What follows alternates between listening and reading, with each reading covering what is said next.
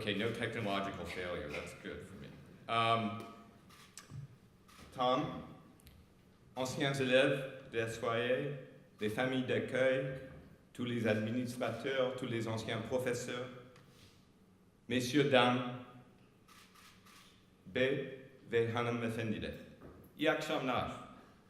Bu Skuyu'nun 50 yıl dönümü kutlama töreninde sizleri bulmaktan çok memnun oldum. 40 yıl önce 1970'te Rene geldi. Bundan dolayısıyla hayatım değiştirilmiş. Burada bu güzel şehrinde 2 önemli ders öğrendim ve bu dersler bugüne kadar bana yol gösteriyor. Pour ceux qui ne connaissent pas le turc, il y en a un. Je viens de commencer mes remarques avec une salutation assez banale, qui m'est un grand honneur d'être parmi vous pour célébrer le 50e anniversaire de SYA Abroad. En 1976, je suis arrivé à Rennes et ma vie s'est désormais changée. Et c'est ici que j'ai appris 2 leçons qui m'ont formé et me marquent jusqu'à présent. Sans doute, vous vous posez toujours la question, mais quand même, pourquoi as-tu commencé à turc? C'est justement pour illustrer la première leçon. C'est à Rennes que j'ai appris à apprendre des langues, la culture, les différences. Regarder, bien écouter, parler et prendre des risques sans avoir peur. Je crois que tout le monde, franchement, pouvait deviner ce que je voulais exprimer au début là en turc.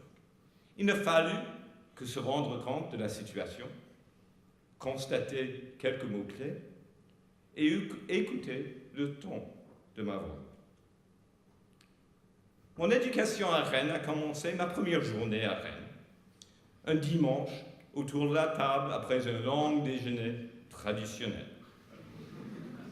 Ma mère française ne cessait pas de remplir mon assiette et à un certain moment, je ne pouvais plus manger. Étant un peu fatigué après 2 heures d'écouter le français à table, je ne savais quoi dire. Et donc, j'ai traduit directement de l'anglais. Je suis plein. Et sorti de ma bouche, tout le monde a souri, sinon éclaté de rire. Rendu tranquille, mon père m'a expliqué que j'avais pas l'air d'être sourd et qu'il était biologiquement impossible que je sois enceinte. Et donc, il a fallu simplement dire « Merci, j'ai assez mangé ». Et ces leçons de langue, de culture et de vie ont continué toute l'année.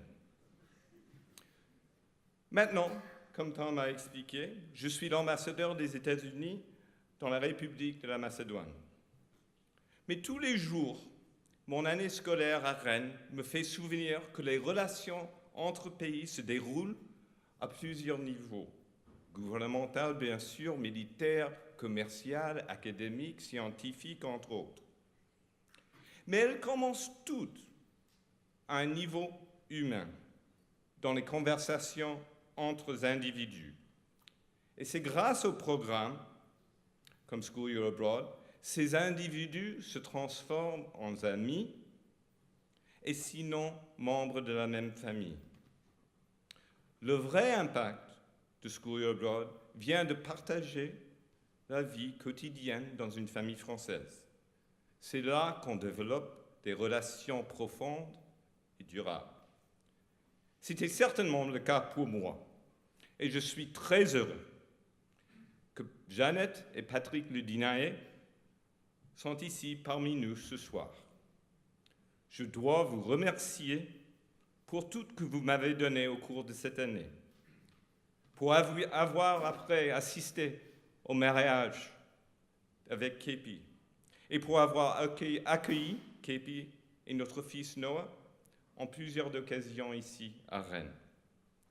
Et je veux remercier toute la famille d'accueil ici présente ce soir. Et maintenant, avec votre permission, enfin si vous me permettez, je continue en anglais. As I just said, relations between nations begin with individuals in conversation. School year abroad can transform those conversations into enduring relations of friendship, if not even of family.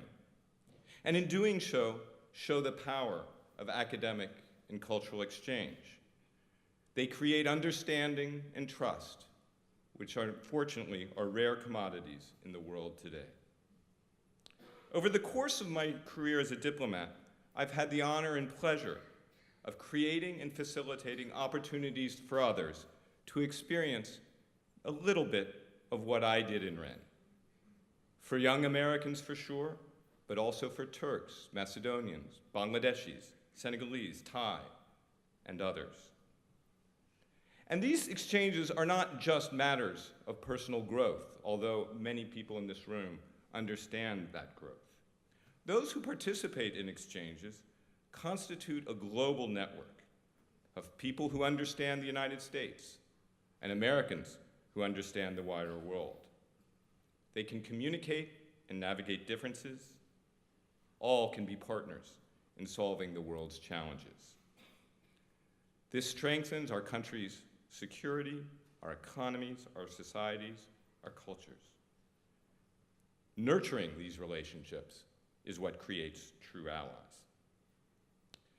As Senator J. William Fulbright observed, educational exchange can turn nations into people, contributing as no other form of communication can to the humanizing of international relations. The scholarship program that bears his name began in the 1960s, as did School Year Abroad. When School Year Abroad opened in Rennes 50 years ago, the Institute of International Education reported that 1,420 Americans participated in study abroad programs.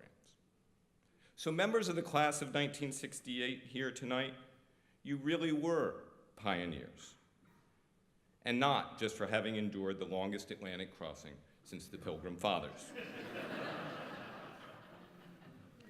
Today, more than 300,000 Americans at the high school and university level participate in such programs, the vast majority in the private sector that have little to do with the government.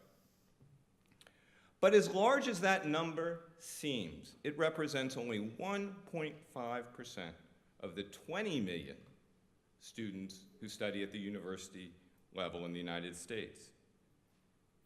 And the fraction at the high school level is even smaller, much less the people who spend a whole year abroad, as so many of us did.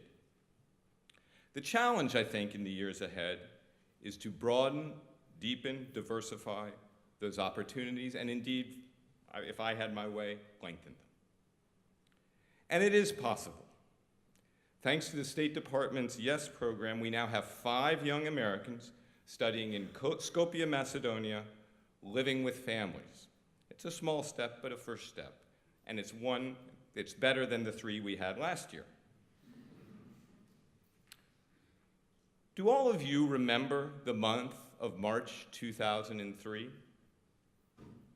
That was a time of great tension in Franco-American relations, of freedom fries in the US Congress, and demonstrations at the Place de Bretagne. Our differences over military action in Iraq were real, the debate was heated, and the feelings were raw. And despite the headlines, personally, I never considered this to be an existential problem in our relationship with France. Why? Because our partnership with France takes place not just in the halls of state, but among millions of individuals like you, who form a vast network on both sides of the Atlantic. Your contacts and your experience add ballast to steady the ship when it falls on stormy seas. Today, such networks and relationships are as strategic as ever, and it takes committed individuals to nurture them and pass them along to new generations. And so, I'd like to join many others in thanking all who make SYA work. All in this room who are invigorating the Wren Rochester program and partnership, and all who are building new bridges across the Atlantic. Please, please, keep it up.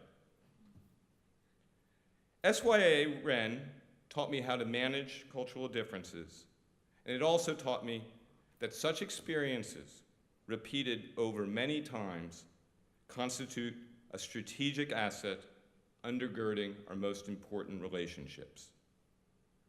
I see it as my job, indeed our job, to ensure that others have this opportunity. So thank you, merci à tous, and happy birthday to School Year Abroad Wren. Thank you very much.